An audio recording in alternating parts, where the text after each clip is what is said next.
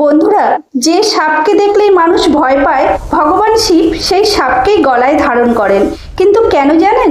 শিব পুরাণ অনুযায়ী সাপ শুধু প্রাণী নয়, এটি ভয়, বিষ আর মৃত্যুর প্রতীক।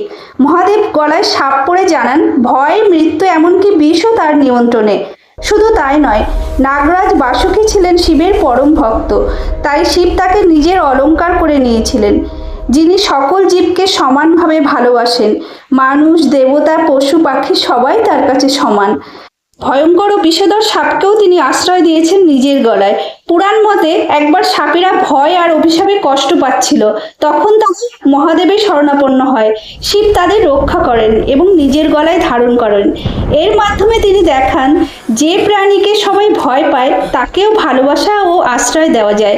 আরেকটি কারণ হলো, সাপ সময় ও মৃত্যুর প্রতীক। সাপ যেমন খোলস বদলায়, তেমনি জীবনও বদলায়। শিব গলায় সাপ ধারণ করে বোঝান যে তিনি কাল, মৃত্যু ও ভয়েরও অধিপতি। বন্ধুরা, আমার এই ভিডিওটি যদি আপনাদের মন এতটুকুও ছুঁয়ে থাকে, তাহলে একটি লাইক দিন আর শেয়ার করে সবাইকে ভগবান শিবের এই লীলা সম্পর্কে জানতে সাহায্য করুন। হর হর মহাদেব।